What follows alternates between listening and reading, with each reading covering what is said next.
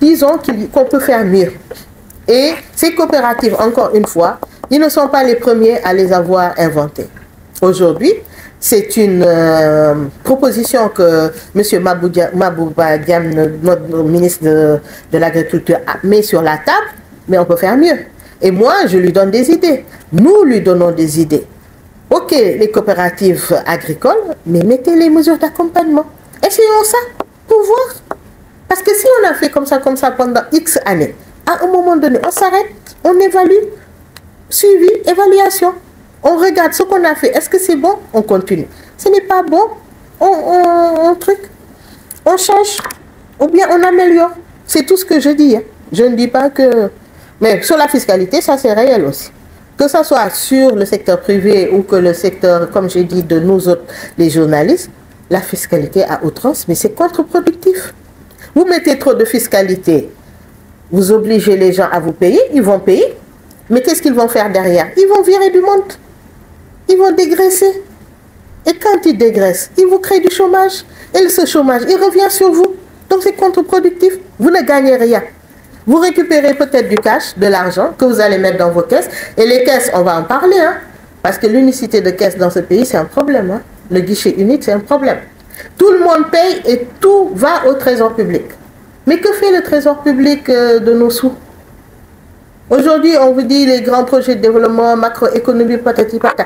Moi, j'habite à Cité-Cœur Gorgui. Tous les jours, je passe sur des routes qui sont cabossées, qui sont sales, des fosses qui sont ouvertes et tout ça. Mon cadre de vie est exécrable.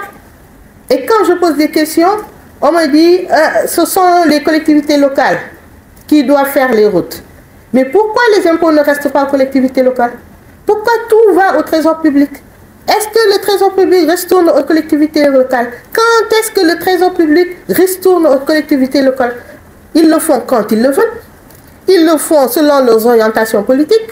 Ils le font s'ils sont d'accord avec le maire ou s'ils ne sont pas d'accord avec le maire. Tout le monde sait ce qui se passe au Sénégal. Et ce n'est pas juste l'affaire de ce gouvernement, c'est l'affaire de tous ces gouvernements qui sont passés jusqu'à présent. Aujourd'hui, nous devons tous militer pour que les impôts locaux restent dans les collectivités locales. Comme ça, nous pouvons monitorer nos maires, nous pouvons leur dire, nous voulons ça, nous voulons ça, nous voulons des écoles décentes pour nos enfants, nous voulons des routes bien faites, nous voulons un cadre de vie décent, nous voulons des jardins, nous voulons. Là, nous sommes d'accord pour payer des impôts. Mais aujourd'hui, tout le monde paye et tout va au trésor. Et les présents au trésor, qu'est-ce qu'ils font? Ils payent les bailleurs de fonds, ils payent les dettes. On nous annonce qu'on a 8 000 milliards de dettes à payer d'ici 3 ans. Je l'ai entendu il y a 3 jours, mais j'ai failli bondir. 8 000 milliards de dettes. On va où? Donc nous sommes les Sénégalais qui continuons tous les jours à payer des dettes, à payer des impôts. Bien sûr, on nous oblige au forceps, on est obligé de le faire.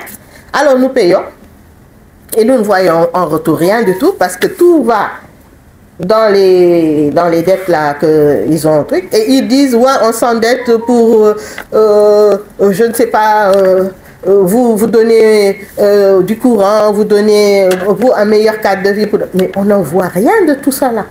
En tout cas, ils vous disent aussi, on prend l'argent pour faire de l'équité territoriale. J'en ai parlé tout à l'heure, ce qui est normal, ce qui est bien. Pourquoi? Parce qu'on va créer des routes dans des localités les plus arriérées du Sénégal, comme il y en a à Dakar, ce qui est bien. Mais le gars qui vit à Dakar, la personne qui vit à Dakar, elle ne voit pas son cadre de vie s'améliorer. Elle ne voit pas des écoles décentes pour ses enfants. Elle est obligée de mettre, aujourd'hui, nous devrions pouvoir mettre nos enfants dans des écoles publiques décentes. Nous sommes obligés tous de mettre nos enfants dans des écoles privées, de payer. Dans les grands pays, ils mettent l'enfant dans l'école de son quartier. Et cette école livre la même qualité d'éducation, de formation que l'école privée. Mais ici, nous n'arrivons pas à obtenir ça. Parce que les gens refusent de penser à ça, refusent de poser ces questions-là à l'Assemblée nationale, de soulever ces problèmes. Les gens vont à l'Assemblée nationale pour suivre un leader, pour s'aligner sur la ligne d'un groupe parlementaire et faire ce que la ligne du parti a décidé de faire. Voilà pourquoi nous ne voulons plus être dans les partis.